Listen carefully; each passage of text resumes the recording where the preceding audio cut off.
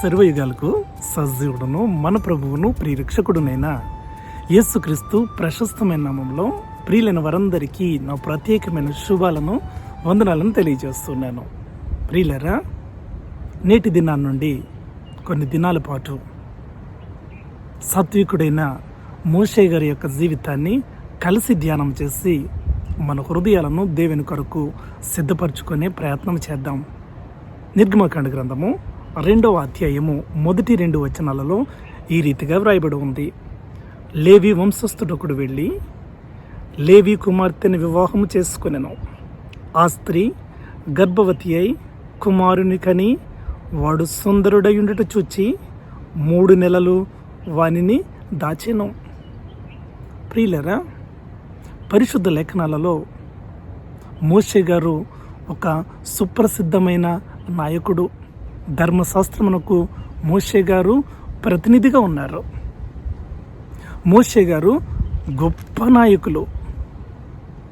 ఒకనొక దినాన్న దేవుడి రీతిగా మాట్లాడుతూ ఉంటారు. మోషే, ఇశ్రాయేలు ప్రజలందరినీ కూడా నేను నాశనం చేస్తాను అని చెప్పేసి మాట్లాడుతున్న పరిస్థితుల్లో దానికి సమాధానంగా మోషే గారు అంటూ ఉన్నారు, అయ్యా, ఆ ప్రజలను నువ్వు నాశనం చేయాలి అనుకుంటే మొట్టమొదటిగా జీవ గ్రంథములో నుండి నా పేరు తుడిచిపెట్టు.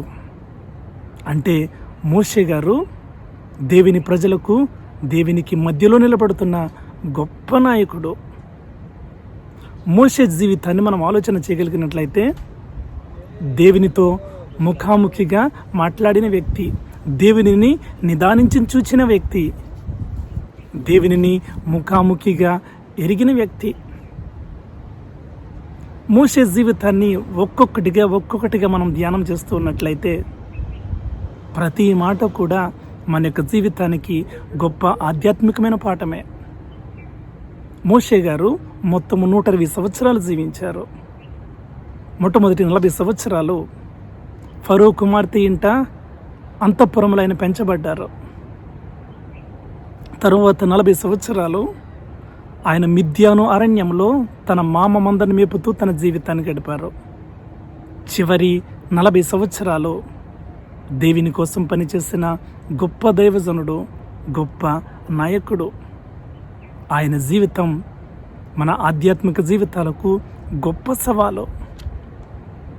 దేవుడే ఆయన గురించి సాక్ష్యమిస్తున్నమాట. భూమి మీద ఉన్న వారందరిలోకెల్లా మిక్కిలి సాత్వికుడు అని చెప్పేసి మోషే గారి గురించి ప్రభువు చెప్తున్న మాట మన ఆధ్యాత్మిక జీవితాలకు గొప్ప మేల్కొలుపు. ఇట్లా ఒక్కొక్కటిగా మోషే గారి గురించి మనం ధ్యానం చేస్తూ ఉంటే నిర్గమకాండ గ్రంథము 2వ అధ్యాయంలో ఆయన యొక్క జన్మ యొక్క ప్రస్తావన కనబడుతూ ఉంటుంది. మోయాబు మైదానంలో తన యొక్క జీవిత ముగింపు కనబడుతూ ఉంటుంది. అయితే ఈ లోకంలో ఏ మనిషి చనిపోయినా కానీ మరొకరెవరో వారిని సమాధి చేస్తూ ఉంటారు. అయితే మోషే గారి యొక్క సమాధి దేవుడే చేశాడు. నేటికిని ఆయన సమాధి ఎక్కడుందో కనుగొనబడలేదు. దీనిని బట్టి మోషే గారు ఎంతటి ప్రాధాన్యమైన వ్యక్తియో మనకు అర్థం చేసుకోగలము. దేవుని చిత్తమైతే రాబో దినాల్లో అనేకమైన తలంపులు మోషే గారి జీవితం నుంచి నేర్చుకుంటూ మన ఆధ్యాత్మిక జీవితాలను సరిచేసుకుంటూ మనము ముందుకు సాగగలగాలి. ప్రియులరా, మోషే గారి పట్ల దేవునికి ఒక ప్రత్యేకమైన ప్రణాళిక ఉంది. మోషే గారి పట్లనే కాదు, ఈ లోకంలో జీవించిన ప్రతి వ్యక్తి పట్ల దేవునికి ఒక ప్రత్యేకమైన ప్రణాళిక ఉంది. అయితే ఏ వ్యక్తి అయితే యజమానుడు వాడుకొనడానికి అర్హమైన పాత్రగా వారి జీవితాన్ని మలుచుకుంటారో దేవుని ప్రణాళిక వారి జీవితంలో నెరవేరుతుంది. అట్లా కాకుండా దేవుడిచ్చిన స్వేచ్ఛను నచ్చినట్లుగా వారి జీవితానికి అన్వయించుకుంటూ దేవునికి దూరమై జీవించే వారి జీవితాలు మాత్రము వారి నాశనాన్ని వారే కొని తెచ్చుకున్న వారుగా ఉంటారు. అయితే లేఖనాలను మనం పరిశీలన చేయగలిగినట్లయితే మోషే గారి యొక్క జీవితం మాత్రము దేవుడు తనకిచ్చిన స్వేచ్ఛను తన శరీరేచ్ఛల కోసం ఉపయోగించుకున్న వ్యక్తి కాదు. దేవుని యొక్క ప్రణాళిక తన జీవితంలో నెరవేరాలని చెప్పేసి కోరుకున్న గొప్ప దైవజనుడు మోషే గారు. మోషే గారి పట్ల దేవునికి గొప్ప అద్భుతమైన ప్రణాళిక ఉంది. ఇశ్రాయేలు ప్రజలు 400 సంవత్సరాలు ఐగుప్తు దాస్యంలో మ్రగ్గిపోతున్న పరిస్థితుల్లో వారిని విమోచించటానికి ప్రప్రథమమైన ఒక ప్రధానమైన నాయకునిగా మోషేను దేవుడు ఏర్పాటు చేసుకున్న సందర్భం మనకు తెలిసిందే. ఇంతకీ ఈ ఇశ్రాయేలు ప్రజలు ఐగుప్తు దాస్యానికి ఎందుకు వెళ్ళారు అని ఆలోచన చేస్తే ఆదికాండ గ్రంథము 15వ అధ్యాయంలో దేవుడే అబ్రహాము గారితో స్పష్టం చేశారు. అబ్రహాము, నీ సంతానము నీది కాని దేశములో అనగా పరదేశంలో 400 సంవత్సరాలు వాళ్ళు శ్రమను అనుభవిస్తారు. 400 సంవత్సరాలు గతించిన తర్వాత నీ 4వ తరము వాగ్దాన భూమిని స్వతంత్రించుకోబోతుంది అని చెప్పేసి దేవుడు అబ్రహాము గారితో సెలవిచ్చిన మాట. ఎందుకు పరాయి దేశంలో ఈ ప్రజలు పరవాసిగా ఉన్నారు అంటే దేవునికి వ్యతిరేకమైన జీవితాన్ని జీవించారు. తద్వారా దాస్యత్వంలోనికి వాళ్ళు అడుగు పెట్టాల్సిన పరిస్థితి. యాకోబు గారికి 12 మంది కుమారులు. దానిలో 11వ వాడైన యోసేపును వారి యొక్క అన్నలు అంటే మిద్యానీయులకు లేదా ఇష్మాయిలీలకు వారిని నమ్మివేశారు. వారు అతనిని ఐగుప్తుకు తీసుకుని వెళ్ళిపోయారు. అట్లా బానిసకతని జీవితము పొతిఫర్ ఇంట్లో ప్రారంభమవుతున్న పరిస్థితులు దినాలు గతించే కొలిది దేవుడు యోసేపుకు తోడై ఉన్నారు. బానిసగా బ్రతకాల్సిన యోసేపు ఐగుప్తు దేశానికి ప్రధాని అయ్యారు. కనానులో కరువు వచ్చింది. ఏ అన్నలైతే యోసేపును ఐగుప్తుకు అమ్మివేశారో అదే అన్నలు యోసేపు దగ్గర ధాన్యాన్ని కొనడానికి వెళ్ళారు. అన్నలను యోసేపు గుర్తుపట్టాడు. చిట్ట చివరికి యాకోబుతో పాటు ఈ అన్నలందరూ కూడా కనానును విడిచి ఐగుప్తుకు ప్రవేశించారు. ఐగుప్తులో చాలా కాలం కూడా వారి జీవితము సంతోషంగా సాగిపోతూ ఉంది. దినాలు గతించిపోతూ ఉన్నాయి. యోసేపుతో పాటు వారి యొక్క అన్నలందరూ కూడా చనిపోయారు. ప్రియులారా, చాలా కాలం గతించిపోయిన తరువాత యోసేపు అంటే ఎవరో తెలియని ఒక ఫరో ఐగుప్తుకు రాజయ్యారు. అట్లాంటి పరిస్థితుల్లో ఐగుప్తు దేశాన్ని ఆయన పరిచలన చేసినప్పుడు ఎటువైపు చూసినా కానీ ఇశ్రాయేలు ప్రజలే కనబడుతూ ఉన్నారు. వారు చాలా బలిష్టంగా ఉన్నారు, వారు విస్తారంగా ఉన్నారు. అతనికి అనిపించింది, వీరిని ఇట్లానే విడిచిపెట్టేస్తే రేపు ఎవరైనా శత్రు దేశము మన మీదకి యుద్ధానికి వస్తే వీరు శత్రువులతో కలిసి మనల్ని ఓడించి వీరు పారిపోతారేమో, వీరిని శ్రమ పెట్టాలి, వీరిని మన చేతుల్లో ఉంచుకోవాలి అని చెప్పేసి ఒక నిర్ణయానికి వచ్చాడు. ఇశ్రాయేలు ప్రజల యొక్క జనసంఖ్య విస్తారంగా పెరుగుతూనే ఉంది. అట్లాంటి పరిస్థితుల్లో షిఫ్రా, పూయా అనే 2 హెబ్రీ మంత్రసానులను పిలిపించి, అమ్మా మీరేం చేస్తారంటే హెబ్రీ స్త్రీలు వారికి మీరు కాన్పు చేస్తూ ఉన్నప్పుడు మగపిల్లవాడైతే వెంటనే వాడిని చంపేసేయండి, ఆడపిల్ల అయితే బ్రతకనివ్వండి అని చెప్పేసి వారిని పంపించాడు. అయితే దేవునికి భయపడిన వారు అట్లా చేయలేదు. మరలా ఫరో పిలుస్తూ ఉన్నాడు వారిని, మీరు చేస్తున్న పని ఏంటి, ఎందుకు ఆ మగపిల్లలను మీరు సంహరించటలేదు అన్నప్పుడు ఈ మంత్రసానులు తెలివిగా సమాధానం చెప్తారయ్యా, ఐగుప్తు స్త్రీల వంటి స్త్రీలు కాదు వారు, హెబ్రీ స్త్రీలు చురుకైన వారు, మేము వెళ్ళక ముందే వారు కాన్పు జరిగిపోతుంది అని చెప్పేసి రాజు నుంచి వాళ్ళు తప్పించుకోగలుగుతారు. ఇశ్రాయేలు ప్రజలను రాజు శ్రమ పెట్టే కొలది కూడా వారు విస్తరిస్తూనే ఉన్నారు. ఫరోకు ఏం చేయాలో అర్థం కాని పరిస్థితుల్లో ఒక నిర్ణయానికి వచ్చాడు. మగపిల్లలందరినీ కూడా తీసుకుని వెళ్ళి నైలు నదిలో విసిరేయండి. ప్రియులారా, అట్లాంటి పరిస్థితుల్లో అమ్రాము, యోకెబెదు లేవి వంశస్థుల దంపతులకు మోషే గారు జన్మించారు. అప్పటికే వారికి అహరోను, మిరియాము అనే కుమారుడు, కుమార్తె ఉన్నారు.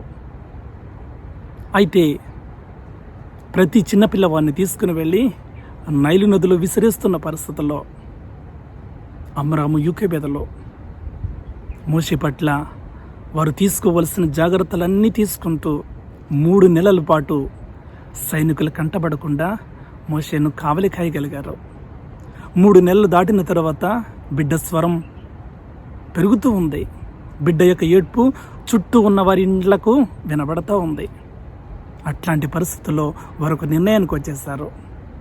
ఇక మోషేను దాచటం మన వల్ల కాదు అని చెప్పి వారే ఒక జమ్ము పెట్టును తయారు చేసి దానికి కీలు పూసి దానిలో ఆ సుందరుడైన ఆ బిడ్డను పెట్టి నైలు నది పరివాహ ప్రాంతంలో ఉన్నటువంటి ఆ జమ్ములో పెట్టి దూరంగా తన అక్క అయిన మిరియామును కావలిగా పెట్టి వాళ్ళు వచ్చిన పరిస్థితుల్లో ప్రతిదినము అక్కడికి ఫరో యొక్క కుమార్తె నైలు నదికి స్నానానికి వస్తూ ఉండేది. అట్లాంటి పరిస్థితుల్లో ఆ బిడ్డను చూసింది. ఆ బిడ్డను గుర్తుపట్టింది. ఈ బిడ్డ తప్పకుండా హెబ్రీల కుమారుడై ఉండొచ్చు అని చెప్పేసి గుర్తుపట్టిన పరిస్థితుల్లో ఈలోపు పరిగెత్తుకుంటూ వచ్చింది మిరియాము. అమ్మా, నీ కొరకు ఈ బిడ్డను పెంచడానికి, పాలిచ్చి పెంచడానికి ఒక తల్లిని తీసుకురానా అన్నప్పుడు ఆమె సరే తీసుకురా అంటున్నప్పుడు సొంత తల్లి అయిన యూకేబెదిని తీసుకుని వచ్చింది. ఆమెతో చెప్తుంది ఫరో కుమార్తె, అమ్మా నేను నీకు జీతం ఇస్తాను, నా కొరకు ఈ బిడ్డను పెంచు అని చెప్పేసి తల్లికి ఆ మోషేను అప్పగించి తన వెళ్ళిపోయింది. అయితే ప్రియులారా, దేవుని యొక్క అత్యున్నతమైన ప్రణాళిక ఎట్టి రీతిగా ఉందో మనకు అర్థం చేసుకోగలిగితే శరీరం అంతా కూడా జలధరిస్తుంది. అసలు ఫరో యొక్క కుమార్తె నైలు నదికి స్నానానికి రావడం ఎందుకు? అంతఃపురంలో స్విమ్మింగ్ పూల్స్ కానీ లేకపోతే స్నానం చేసే చెరువులు కానీ వారికి లేవా అంటే ఉన్నాయి. అయినప్పటికీ కూడా ఆమె నైలు నదికి వస్తూ ఉంది.